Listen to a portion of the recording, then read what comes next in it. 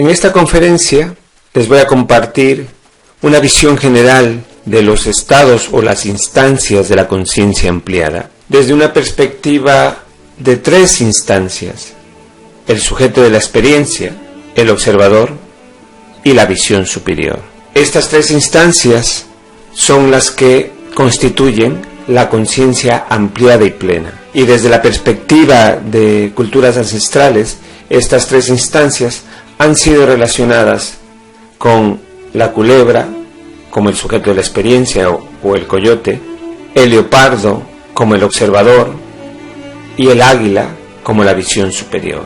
En estos 15 años he podido constatar la importancia de integrar estas 3 instancias de conciencia para tener una conciencia plena de uno mismo, de uno misma. Para comprender el origen de la conciencia humana, tenemos que remontarnos al origen de la vida misma.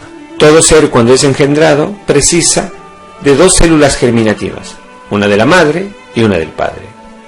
En estas células vienen encriptadas memorias filogenéticas que nos vinculan con nuestros padres, nuestros antepasados o ancestros. Y esto se ha podido observar y comprobar a través de una serie de investigaciones que han demostrado la capacidad de memoria que es inherente a las células en general. A través de la comunicación celular, las células se reproducen para ir conformando al feto en un proceso que realmente resulta sublime. Pero en esta comunicación se comparte también una información filogenética que va más allá de la conformación orgánica del feto y que se vincula a toda la información necesaria para el futuro de un ser humano y su desarrollo en los distintos planos, que en la visión que yo facilito desde el camino de la plenitud serían en el plano físico-mental, en el emocional sensitivo, en el energético vibracional, en el conciencial intuitivo y en la perspectiva espiritual de cada uno. Y esta información filogenética se relaciona también con aquellos vínculos que tenemos con nuestros progenitores. No solo nuestra madre y nuestro padre, sino también nuestras abuelas y abuelos, lo que no solo se vincula con la herencia genética, sino también, y muy importante, con patrones y características personales por asumir o superar o trascender. Y esto realmente es algo vital para el desarrollo de cualquier persona.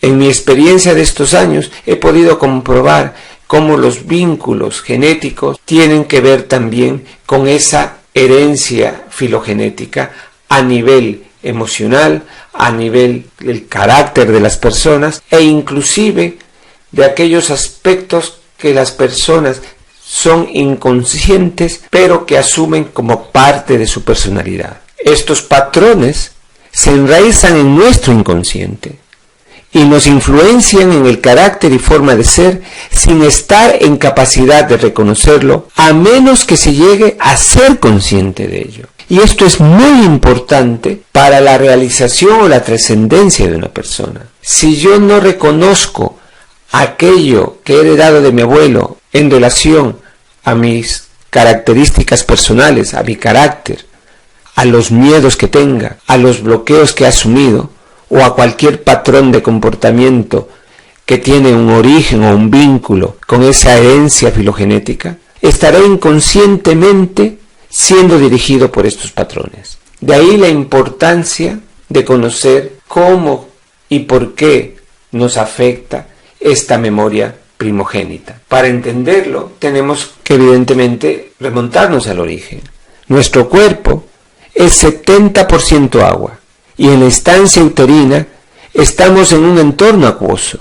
Y además el feto se alimenta a través del líquido amniótico, por lo cual en esta estancia uterina estamos asumiendo una información vital y personal que tendrá influencia en nuestra evolución personal sin ser conscientes de ello. Y al no ser conscientes, toda esta información se va a ir manifestando conforme las experiencias que vayamos teniendo. Para muchas personas con las que he trabajado, les parece al inicio imposible de aceptar que en la estancia uterina podamos ir asimilando información que luego nos pueda influenciar inconscientemente en nuestra forma de ser, en nuestras características de personalidad e inclusive en miedos o bloqueos que asumimos inconscientemente. Pero ya con el avance científico, justamente se ha demostrado que las células guardan información. Esta capacidad para guardar información de las células,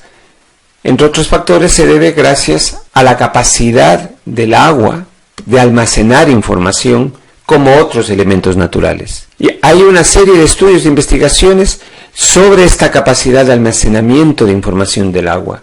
Aquí les refiero dos referencias de investigadores que han aportado evidencias científicas por el cual el agua se comporta como un grabador líquido que puede recibir, memorizar, almacenar y luego transmitir ratas electromagnéticas, recuerdos vibracionales.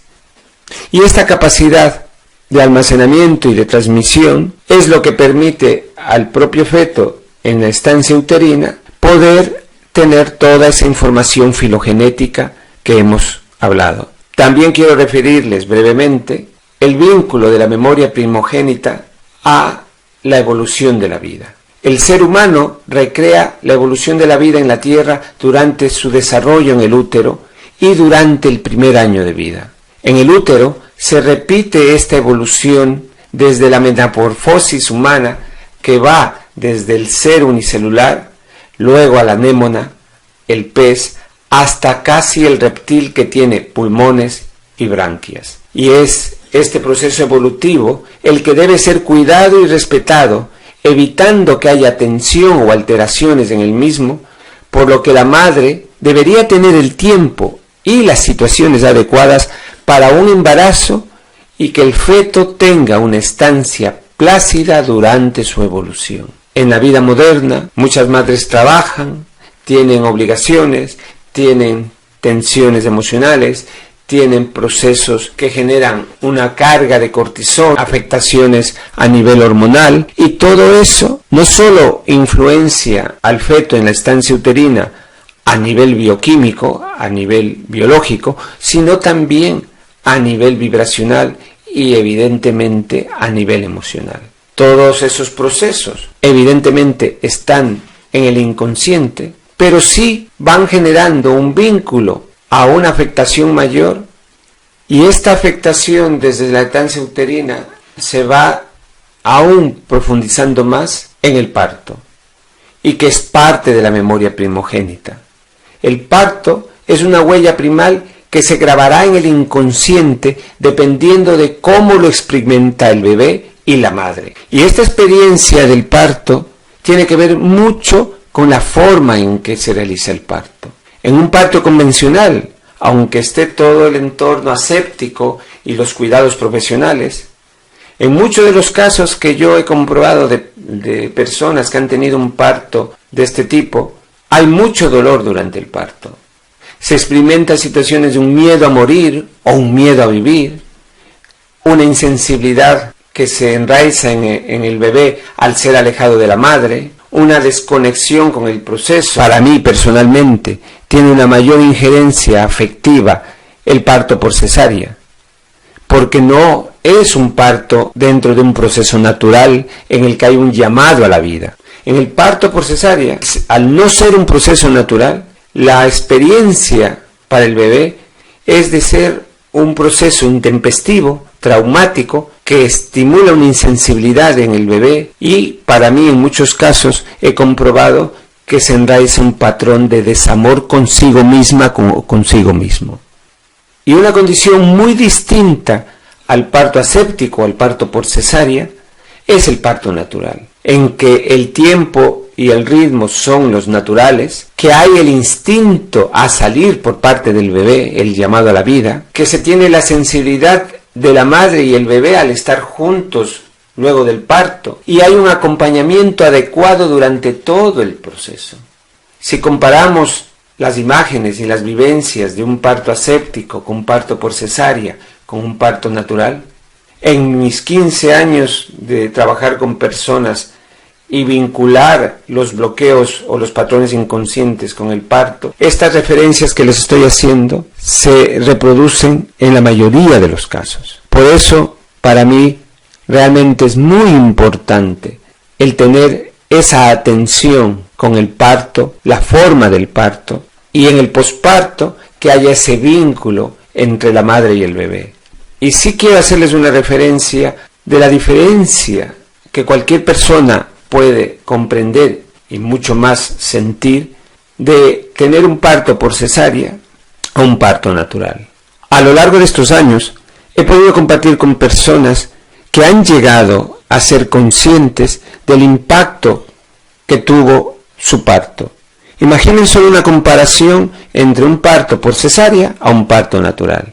En el parto por cesárea, el bebé va a estar en el útero, en un entorno cálido, sin ninguna afectación física, y de un momento intempestivamente va a sentir que es arrancado de ese lugar para salir a un entorno totalmente distinto, donde se desconecta del vínculo con la madre, e inclusive en algunos casos ni siquiera lo acerca a sentir el corazón de la madre, que es el referente del bebé. Y entonces, si por la cesárea le tienen que llevar a una zona de neonatos o a un lugar de cuidados, todo eso va a afectar en la relación futura de la sensibilidad de ese bebé. Y aunque aparentemente eso no queda en el consciente, desde el inconsciente eso nos va a influenciar. Y en estos años he podido comprobar como muchas personas que nacen con cesárea tienen entre una de las características de sus patrones inconscientes la insensibilidad consigo mismo. Y es por eso que para mí poder ser consciente de la influencia que ha tenido el parto en una persona es un factor que ayuda a tener una mejor perspectiva de lo que realmente podría haber sido uno misma o uno mismo. Y la memoria primogénita de toda persona también tiene un vínculo a la evolución de la vida en el primer año de cualquier bebé, porque se recrea el proceso evolutivo de la vida en la tierra, desde el gusano, pasando a ese bebé torpe que quiere tratar de gatear y que luego va teniendo más control del gateo, ¿sí?, hasta llegar a un momento dado a poder irse incorporando. Y todo ese proceso debería ser estimulado de forma natural, espontánea y con la presencia del padre y la madre para que compartan con el bebé ese proceso evolutivo. Este proceso natural debería ser cuidado y facilitado para que el niño desarrolle sus sentidos, movilidad, curiosidad, junto con los padres y en un entorno que le permita desarrollarse naturalmente, sin improntas que alteren o bloqueen el natural proceso evolutivo, o lo que es peor, que se asuman vivencias que enraicen patrones limitantes o bloqueos inconscientes. Y en la vida moderna, la falta de tiempo de los padres obliga a que estos procesos no puedan ser realmente vinculados a los padres y al hijo. Y en muchas familias son otras personas las que cuidan a los hijos, o en algunos casos los abuelos, pero no tienen el necesario vínculo afectivo con la madre y el padre en un tiempo suficiente para que ese bebé tenga aún una mayor conexión. Para mí el primer año de vida es muy importante para enraizar ese vínculo afectivo, sensitivo y sensorial del bebé con su madre y con su padre. Y evidentemente, una de las relaciones más importantes de ese contacto afectivo y vinculante con la madre y el padre es lo que hace que el bebé asuma patrones determinantes de su personalidad, tales como la sensibilidad, la autoconfianza, la estimulación emocional positiva. Y aunque asumamos que ese primer año todas las personas no van a ser afectadas, todo lo que está en el inconsciente de alguna manera se manifiesta en el consciente sin ser la persona consciente de ello. Por eso es tan importante el que podamos retroalimentar nuestro proceso y tener una perspectiva de cómo hemos nacido y cómo nos criaron nuestros padres en esos primeros años. Y lamentablemente nos vamos desnaturalizando y perdiendo nuestro natural y necesario proceso evolutivo. La lactancia es natural y necesaria afectivamente, y en un tiempo mucho mayor del que ahora muchas madres pueden, y lamentablemente, porque todas las obligaciones hacen que ese vínculo afectivo con la madre sea momentáneo y escaso. Y el vínculo afectivo del padre y la madre inclusive es importante hasta en el dormir, porque aunque asumamos que no hay ninguna afectación, el bebé percibe la presencia del padre y de la madre. Y esto tiene aún mayor injerencia conforme ese bebé va creciendo, y en esos primeros años necesita el contacto con su padre, con su madre, y en un entorno natural donde pueda ir aprendiendo naturalmente todo lo que sus necesidades de curiosidad, de movimiento, de expresión puedan tener. Y lamentablemente nuestro sistema de vida ha hecho que desnaturalicemos todo el proceso. Y en vez de tener un proceso natural y un aprendizaje natural, tenemos normalmente unos partos que nos llevan a estar aislados de nuestra madre y nuestro padre, que nos evitan tener el proceso evolutivo natural de gatear, de caernos, de aprender a pararnos y de desarrollar esa confianza y ese instinto primal. Y de la misma manera, cada vez se aceleran los tiempos para ir a una guardería, estar en 4 paredes, estar en sillas, en mesas, sin tener esa natural experiencia de experimentar lo que ese niño, esa niña quisieran experimentar, que no son necesariamente un aprendizaje racional y sistémico. No por enseñar matemáticas a una temprana edad vamos a tener mejores hijos. Tendremos mejores hijos cuando esos niños hayan experimentado su creatividad, su afectividad, su curiosidad, haberse atrevido a hacer cosas que les llaman la atención.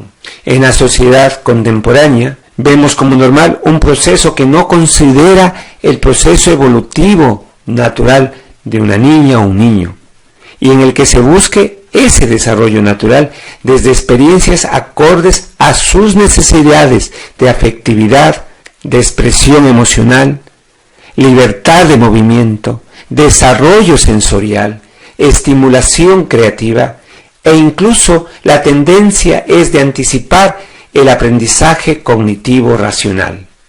No por una educación más temprana vamos a tener mejores hijos con mayor autoconfianza y seguros de lo que quieren vivir y cómo quieren vivir.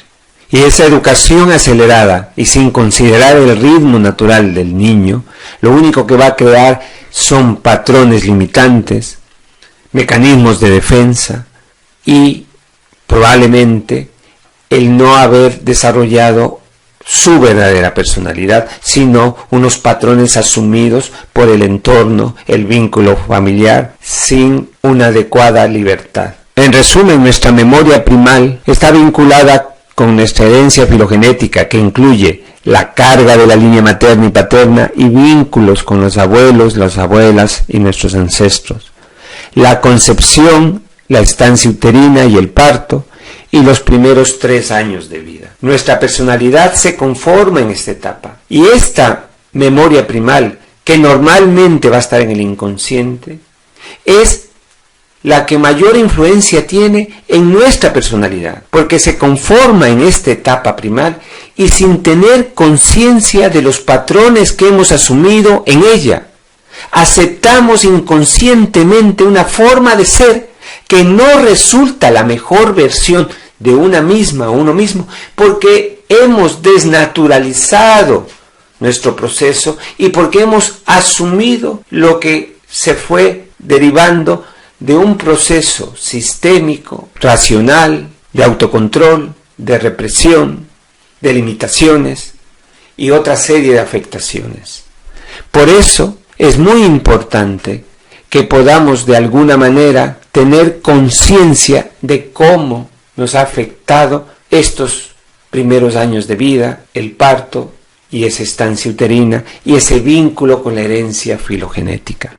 Desde esta perspectiva de la memoria primal, me voy a referir a las memorias del yo desde una visión de psicología transpersonal. Tenemos la memoria prepersonal, constituida por la memoria gestacional, emociones en útero, la memoria transparto, shocks e improntas del nacimiento, y el aprendizaje senso-emocional infantil, que es justamente lo que ya hemos explicado sobre la memoria primal. La importancia que tiene esta memoria prepersonal al conformarse el 80% de nuestra personalidad y siendo de forma inconsciente para la persona. La memoria personal o biográfica, referida a la memoria presente o lineal, y la memoria lateral, que se relaciona con los sueños, la anestesia, la hipnosis, la amnesia, alucinaciones, estados de coma, shock, etc.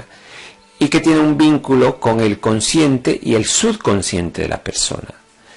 Pero en esta relación tenemos que tener en cuenta que siendo inconsciente cualquier persona del 80% de su personalidad como se ha conformado, también tenemos una relación de un falso yo y un falso ego.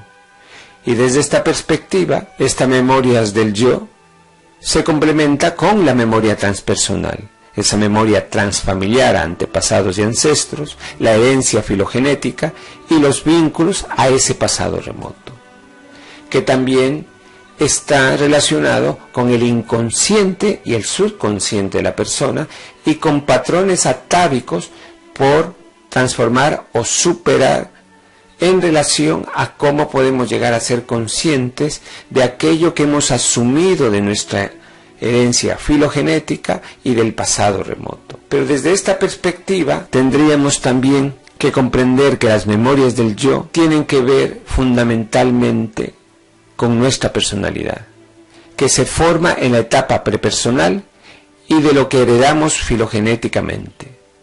Entonces, la pregunta es, ¿cómo es posible que no busquemos ser conscientes de aquello que nos ha marcado y determinado para asumir un falso yo que creemos ser y sin que ni siquiera seamos conscientes de ello? ¿Quién soy yo? ¿Cómo alguien puede asumir conocerse a sí mismo sin ser consciente de las experiencias o vivencias o vínculos o patrones que nos han marcado, condicionado, anulado, bloqueado, reprimido, frustrado, insensibilizado y otra serie de factores de los cuales no prestamos atención y muchas veces inclusive no tenemos ninguna idea o percepción sobre los mismos? Y esas memorias del yo nos llevan a estar inconscientemente tratando de realizarnos, de desarrollarnos. Pero para realmente llegar a reconocernos, se hace necesario realizar un proceso de autoconocimiento y de autodescubrimiento que nos permita superar o trascender los mecanismos de defensa, los patrones de autoengaño, las creencias limitantes, los mecanismos de control represivos, las asunciones mentales, las somatizaciones y otra serie de factores que hemos asumido desde nuestra limitada conciencia de una misma o de uno mismo. Y es por eso que he tratado de reiterar con estas dos perspectivas la importancia de conocer cómo hemos conformado nuestra personalidad, cómo hemos asumido la misma y cuánto tenemos que trascender o liberarnos de lo que no constituye parte de nuestra verdadera esencia y de nuestra verdadera personalidad. Para llegar a esa conciencia plena de uno mismo, es necesario hacer un proceso muy profundo de autoconocimiento. Llegar hasta donde están grabadas las improntas de los sucesos o vivencias que marcaron nuestra asumida personalidad y falso yo, siendo necesario que lleguemos inclusive a reconocer lo que es verdaderamente nuestro potencial, talentos, habilidades, vocaciones y dones, que en 15 años que llevo facilitando estos procesos, con muchas personas he compartido la satisfacción de darse cuenta del verdadero potencial de cada uno, pero que lamentablemente inclusive ese potencial estaba reprimido, bloqueado o contenido desde ese falso yo y de forma inconsciente. Como parte de este proceso deberíamos llegar a ser conscientes de los aspectos filogenéticos y vivencias de shocks no superadas por nuestro árbol genealógico y que están incidiendo en nuestras conductas sin que tengamos conciencia de ello. Si quisiera hacerles aquí una relación de que en el inconsciente y en el subconsciente están tanto procesos que deberíamos liberarnos o trascender, y también talentos, habilidades, dones y un potencial que está dormido y que no nos atrevemos a manifestarlo o no podemos porque justamente se quedaron en esos primeros años bloqueados o de alguna manera reprimidos. En más de 15 años que llevo facilitando estos procesos, he encontrado personas que asumían conocerse suficientemente y en realidad habían llegado a niveles intermedios, efectos cercanos a las causas de origen o asunciones mentales que en realidad tenían un vínculo con patrones de autoengaño, sin llegar a las verdaderas causas raíces y al fondo de la persona. En el camino de la plenitud trato de que vayamos hacia nuestra verdadera personalidad. Toda persona está en capacidad de acceder al subconsciente y al su inconsciente, y en base a ese proceso y la experiencia de estos años trabajando con personas de distintos perfiles de personalidad, me ha permitido corroborar que el nivel de inconsciencia de uno mismo hace que adoptemos una personalidad que no resulta ser nuestra verdadera o auténtica personalidad. La personalidad que cada uno porta resulta ser un gran sistema de patrones asumidos por mecanismos defensivos, de autocontrol y represivos, de autoengaños, de contención emocional, de asunciones mentales, de condicionamientos sociales y culturales, hasta vínculos provenientes del pasado prepersonal, transpersonal o remoto que ya nos hemos referido. ¿Cuál es nuestra verdadera personalidad? En estos años he compartido con personas que asumían ser introvertidas y reservadas o extrovertidas y espontáneas, o cualquier otro perfil de personalidad. Pero en realidad, la mayoría de personas han asumido personajes o máscaras con las cuales disfrazan todo ese mundo interior que no se atreven a conocer y en el cual, como ya hemos comentado, no solo están esos miedos, esos bloqueos, esos patrones defensivos o mecanismos de defensa, sino también esas actitudes, esas habilidades, esos talentos. Pero conforme las personas van siendo conscientes de las características de su personalidad que han adoptado inconscientemente, van reconociendo que parte de su personalidad no se corresponde a su verdadero yo y que son personajes o máscaras asumidos. He facilitado procesos de personas que han llegado a reconocer y liberarse de mecanismos de autoengaño que estaban inconscientemente y que les hacían asumir una personalidad extrovertida y reactiva cuando su verdadera esencia era de una persona introspectiva y calmada. De la misma forma, he compartido con personas que han asumido una personalidad introvertida y pasiva cuando su naturaleza era de ser extrovertidos y espontáneos. Sobre esto sí quisiera hacer énfasis en que la personalidad de una persona está en esa relación de aceptarse a sí mismo desde lo que es de su verdadera esencia, en lo cual una persona introspectiva y calmada puede sentirse realizada en plenitud, sintiéndose bien consigo misma, al igual que una persona extrovertida y espontánea. Pero cuando se generan mecanismos de autoengaño y asumimos una falsa personalidad, esas personas que lo han asumido de forma extrovertida y espontánea aparentemente, llevan por dentro una gran cantidad de tensión, una gran cantidad de represión, una rabia reprimida y a veces inclusive procesos de autoanulación y contención. Y de la misma manera, una persona introspectiva y calmada que aparente ese tipo de personalidad puede llevar a una persona que le guste ser extrovertida, que le guste sociabilizar, que le guste estar en actividades de compartir con gente. Les refiero a esto porque para poder vivir en plenitud nuestro yo soy, se necesita asumir y recuperar nuestra auténtica personalidad, lo que nos da el poder de manifestar nuestro potencial desde la autoconfianza de ser una o uno mismo, sin limitaciones y en la libertad de serlo conscientemente. El ser conscientes de cuáles son nuestras verdaderas características de personalidad y cuáles hemos asumido nos permitirá poder cohesionar y armonizar nuestro sentir, pensar y actuar. Y esto es muy importante, porque en las personas con las que he trabajado con ese nivel de inconsciencia, muchas personas tienen una confrontación interna entre lo que sienten, que es distinto de lo que piensan, y actúan de una manera defensiva o por ocultar esas contradicciones internas, que es lo que genera mayor tensión, y esa mayor tensión genera cada vez más un deterioro de la propia persona, no solo a nivel físico, sino a nivel mental y emocional.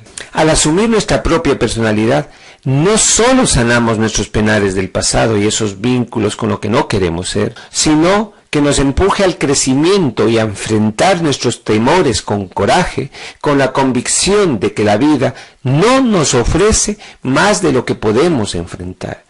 Y esto es muy importante porque a partir de que vamos empoderándonos desde nuestra propia personalidad, vamos alcanzando una mayor autoconfianza de mostrarnos tal cual somos y de sentirnos a gusto con ello, buscando dar lo mejor de una o de uno mismo y recibiendo lo mejor para una o para uno. Desde esta perspectiva, tenemos que confrontarnos con nuestro falso yo.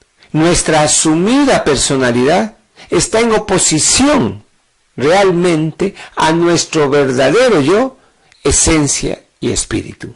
Limitamos nuestra percepción desde ese falso yo al plano físico-mental y damos todo el protagonismo a nuestro falso ego. Dejamos de ser naturales y espontáneos para mantener el control, la rigidez y la autorrepresión. Reprimimos y bloqueamos nuestros sentimientos, emociones y aspiraciones trascendentes. Ser lo que no se siente ser y no se quiere ser, prefiriendo lo que se debe ser o lo que se quiere de nosotros. ¿A dónde nos lleva este falso yo? El falso yo se acomoda, se acostumbra, se desanima, se debilita, se compara, se reprime, se anula. Ese falso yo o el no yo es la víctima, el desafortunado, el incomprendido, el desprotegido, el odiado, el maltratado, el enfermizo, el sufridor. Ese falso yo es egocéntrico, egoísta, insensible, escéptico, desamorado. Ese falso yo genera un tipo de ruido mental, emocional o espiritual que la persona describe como incredulidad, miedos, bloqueos, ensueños o pesadillas, tristeza, nostalgia, depresión, dolor e incluso somatizaciones. Les invito a confrontarse con ustedes mismos desde este falso yo. En los talleres del camino y en las consultas vamos trabajando con las personas el que vayan descubriendo todas esas características de su falso yo y cómo realmente empoderarse desde su verdadera personalidad. Y lamentablemente muchas personas prefieren no confrontarse con ese falso ego, con ese falso yo y mantener esa zona conocida, esa zona de confort, pero que nos lleva a estar donde no queremos estar, a vivir como no queremos vivir, o tener una vida relajada pero monótona, continua, o simplemente estar viviendo sin ninguna pasión existencial de vivir desde lo mejor de cada una o cada uno. Y es por eso que es muy importante el llegar a tener una conciencia plena de uno mismo. Y es uno de los factores más trascendentes para que una persona pueda llegar a vivir su vida en plenitud. Vamos a entrar ahora a tener la otra visión, la del verdadero yo. Todos tenemos un propósito en la vida que se manifiesta a través de los talentos, los dones, las habilidades o las cualidades que son innatos y representan nuestro potencial. Y cuando este potencial lo compartimos con los demás y nuestro entorno, experimentamos un éxtasis y júbilo, en sinergia y armonía con el todo, que es la última meta de todas las metas. En estos 15 años me ha permitido facilitar procesos para llegar a ser consciente del potencial de cada uno y de su verdadero yo. Lo primero será conocer las funciones de nuestra conciencia y cómo integrarlas y potenciarlas para que cada vez seamos más conscientes y menos inconscientes. El segundo es ser consciente de nuestra inconsciencia y del camino que podemos seguir hacia una conciencia plena. En futuras presentaciones trataremos con mayor detenimiento sobre estos factores, porque el propósito de esta conferencia es centrarnos en las instancias de la conciencia ampliada, que es lo que nos va a permitir al mismo tiempo ir desarrollando un camino de ser cada vez más conscientes de uno mismo. Todo lo que he compartido en esta presentación previamente son los principales fundamentos para poder comprender la importancia de la integración de los estados de la conciencia ampliada. Desde esta perspectiva se puede considerar que el ser humano posee 3 funciones o instancias primordiales de conciencia, que al estar presentes y al funcionar de forma adecuada, dan como resultado la existencia de una salud mental completa.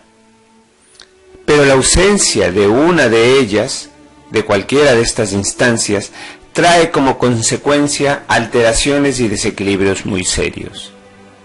Para comprender esos 3 estados, es muy importante que tengamos en cuenta la relación de la conciencia desde una perspectiva no solo mental, sino que tiene influencia a nivel también físico, a nivel de percepción corporal y hasta a nivel energético. Las 3 funciones de la conciencia ampliada son el sujeto de la experiencia, el observador y la visión superior. Entre las distintas opciones que he podido investigar y experimentar sobre cómo trabajar los estados de la conciencia de una persona, he encontrado en las visiones ancestrales una forma muy práctica y muy vinculante para comprender estos estados de la conciencia. Y el sujeto de la experiencia, como el observador y la visión ampliada del ser, tienen una referencia a cómo esos estados se integran y que conforman la integridad del ser consciente.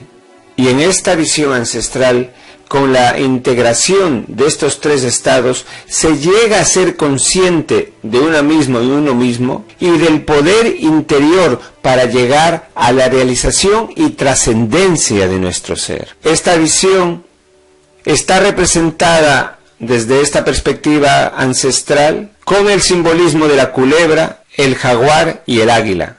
Para cada instancia de conciencia nos permite tener un vínculo natural para cómo comprender y asumir estas 3 instancias. Cada animal representa a cada instancia y la integración de los 3 animales simboliza la conciencia plena que nos lleva a la trascendencia de nuestro ser. Esta visión es originaria de culturas de Mesoamérica y yo he investigado con profundidad la visión tolteca, que sería la visión más antigua de donde se derivaron tanto la visión maya como de otras culturas de Centroamérica. Pero lo que más me llamó la atención es justamente que la vinculación de los tres estados de conciencia a la integridad del ser está representado en la serpiente emplumada, que es uno de los mayores símbolos tanto a nivel de la cultura azteca, pero que originariamente fueron referidos por la cultura tolteca. Y la integridad del ser es esa integridad entre la culebra, el leopardo y el águila. Y es desde esa perspectiva que vamos a trabajar las funciones de la conciencia. Comenzamos con el sujeto de la experiencia. El coyote o la serpiente en la visión ancestral simbolizan este estado de conciencia, que es la instancia primal de la conciencia, y en que una o uno siente y se identifica con la experiencia, viviéndola en uno mismo. Estar en esta instancia de conciencia como sujeto de la experiencia es lo que nos permite asociarnos con la experiencia en sí misma. Si siento dolor, yo como sujeto de la experiencia me identifico con el dolor. Si tengo alguna emoción, yo como sujeto de la experiencia vivo la emoción en mí mismo, en mí misma.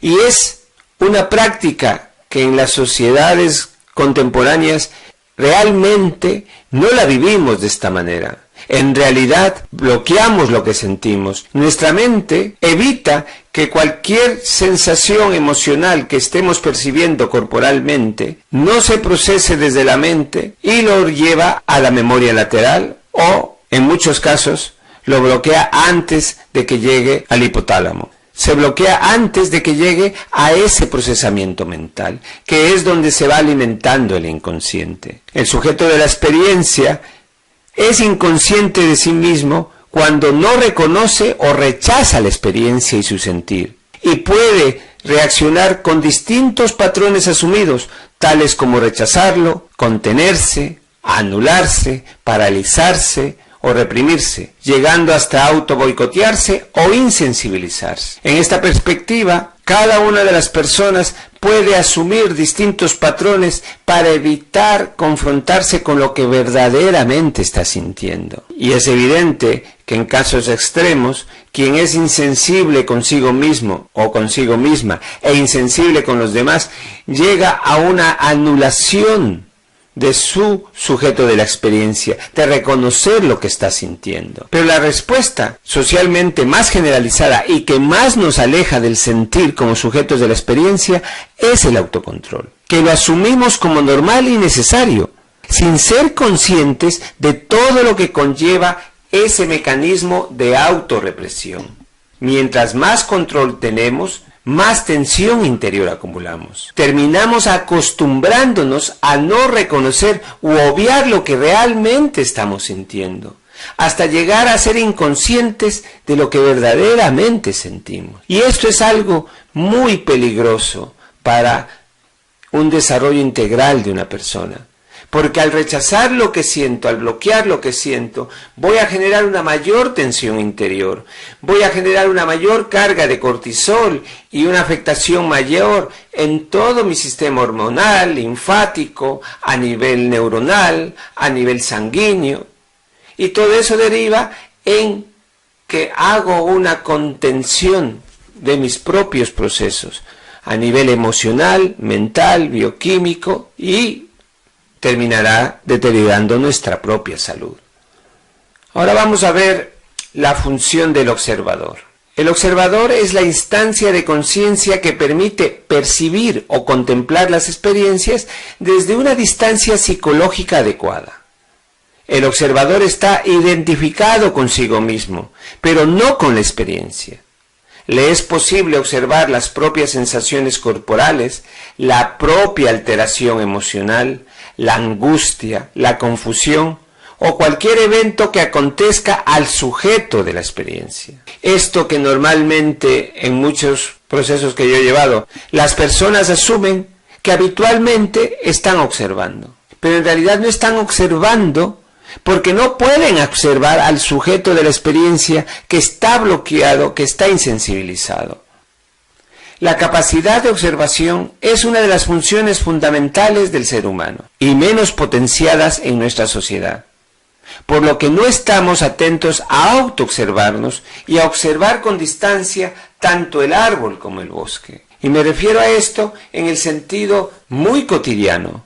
Normalmente no estamos atentos a todas las situaciones que nos rodean, al contrario, siempre tratamos de estar en una posición más bien de controlar nuestras percepciones emocionales, estar atento a lo que estamos habituados a observar y descartamos todo el resto. E inclusive mucha gente se acostumbra o a fijarse en un aspecto puntual y no en todos los elementos que están interaccionando en cualquier situación o vivencia que tengamos. Y la capacidad de observar tanto el árbol como el bosque es muy importante para tener ese estado de conciencia vital del observador. El observador consciente de sí mismo tiene la capacidad de algoritmizar la experiencia, es decir, situarla dentro del contexto más adecuado y amplio posible, y sobre todo de no identificarse solo con aspectos restringidos de la misma, que lo que genera es una evasión o sumisión a la vivencia, sin ser consciente de ello.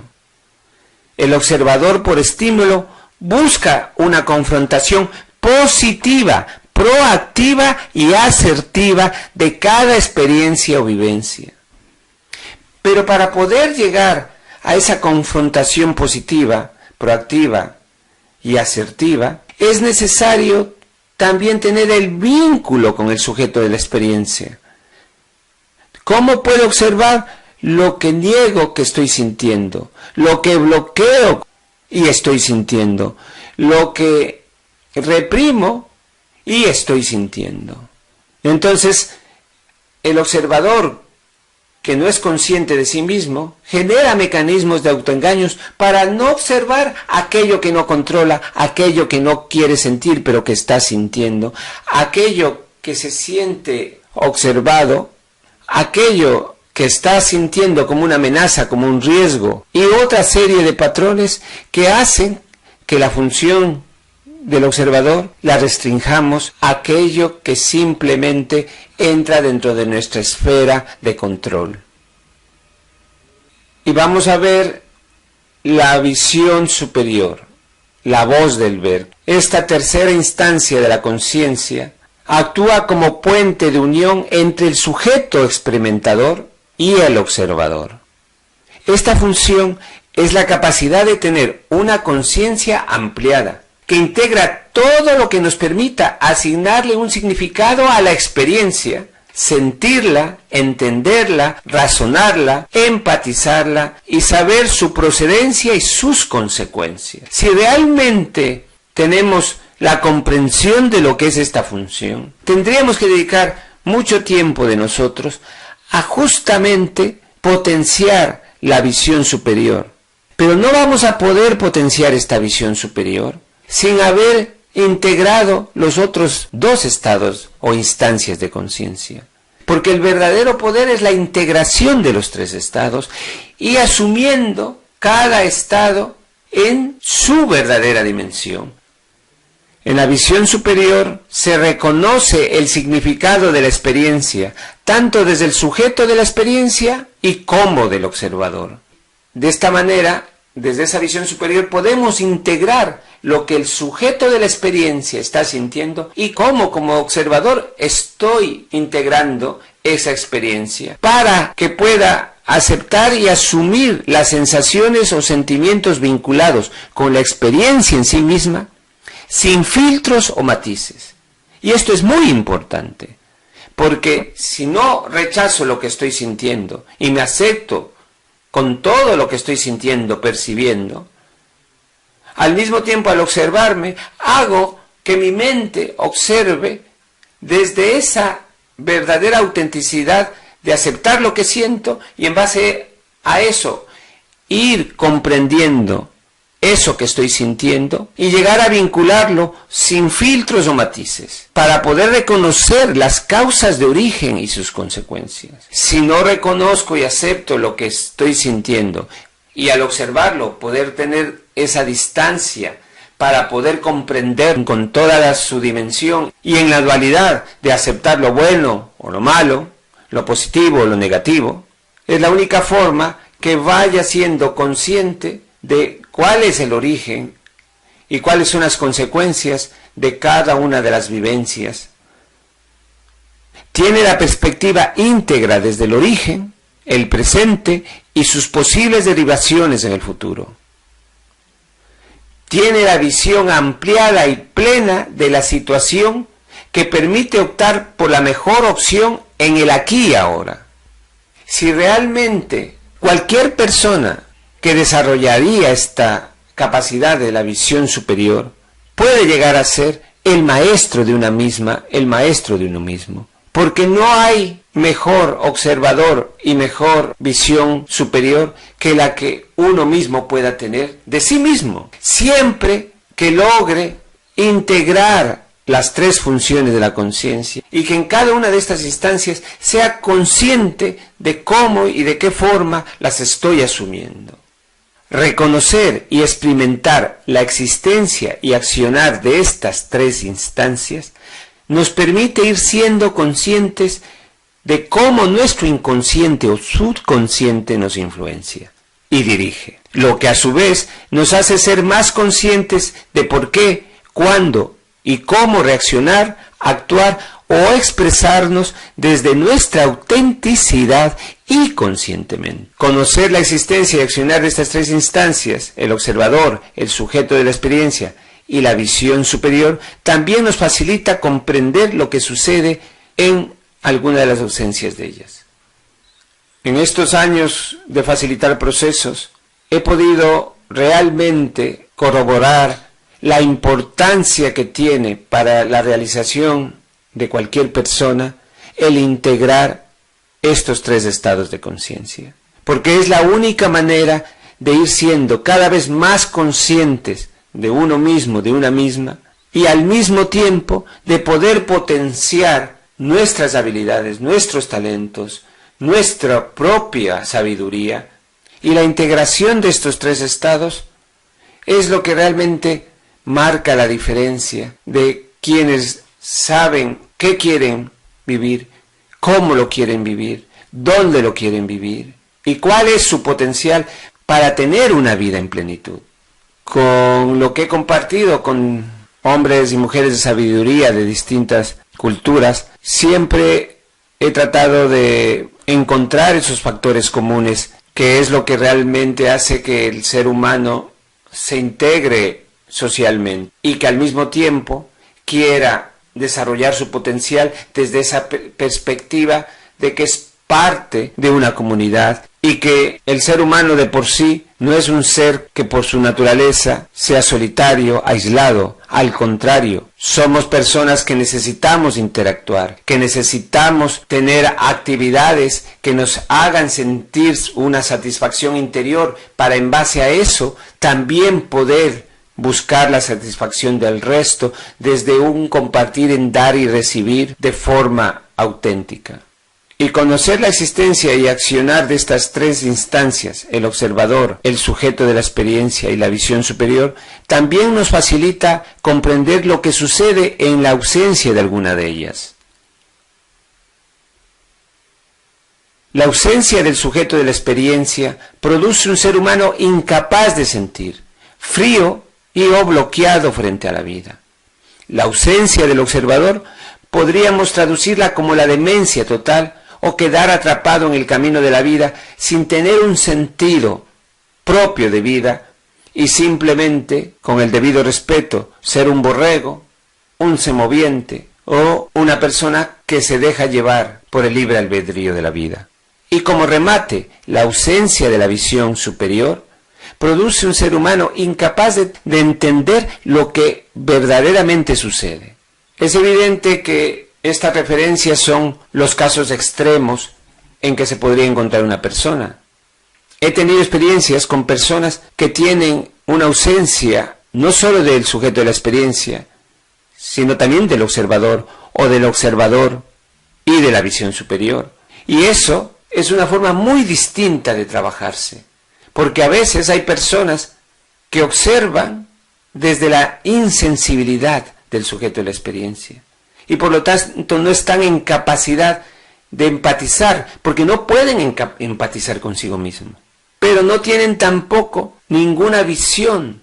Y de la misma forma, he podido compartir con personas que tienen una gran visión, muy soñadores, pero no es una visión que pueda conectar con esa capacidad de observar qué es lo que no me permite a mí poder llegar a eso que estoy soñando, o cómo estoy siendo insensible de lo que realmente me impide el poder conseguir eso que sueño. En la próxima presentación continuaremos compartiendo cómo nos afecta la ausencia de cada instancia de conciencia y cómo experimentar cada uno y la integración de las mismas, que como ya les he dicho es lo que nos va a llevar realmente el llegar a ser consciente del poder interior que cada uno tiene para llegar a la realización y trascendencia de nuestro ser. Eso es lo que realmente marca la diferencia, porque puedo conocerme desde lo que siento, tengo la capacidad de observarme para reconducir mi sentir, mi comportamiento a lo que quiero para mí y para los demás, y de esa forma tener la visión ampliada de dónde vengo, cómo estoy y a dónde quiero ir y cómo voy a ir. Les quiero simplemente dejar con una parábola que, compartiendo con un anciano de sabiduría, me refirió sobre cómo fluir. Él veía que en nuestra sociedad hay mucha gente que ensueña, que proyecta su mente y su energía a conseguir las cosas, pero que no sabe cómo conseguirlo en realidad, que están en la expectativa de conseguirlo. Pero hay personas también del otro extremo que van y pueden ir libres, se dejan fluir, que sea lo que tenga que ser. Ninguna de las dos situaciones sería un ejemplo de una persona que ha integrado sus instancias de conciencia y que pueda realmente ser consciente de cómo y de qué forma quiere fluir.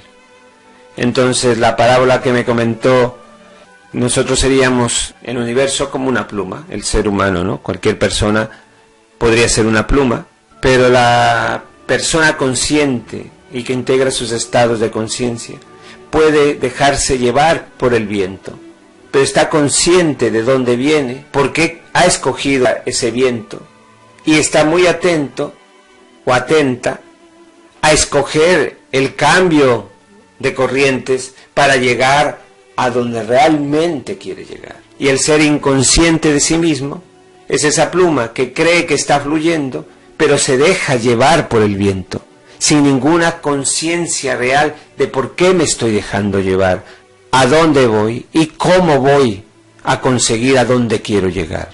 Y eso es la visión de un ser que integra su conciencia y la amplía de tal manera que puede reconocer su pasado prepersonal, su herencia filogenética, estar en el presente aceptando su dualidad y estar al acecho de ir asumiendo su verdadera personalidad, manifestando sus talentos, sus habilidades, enfocando sus propósitos de vida a dar lo mejor de sí mismo y llegar a una realización plena.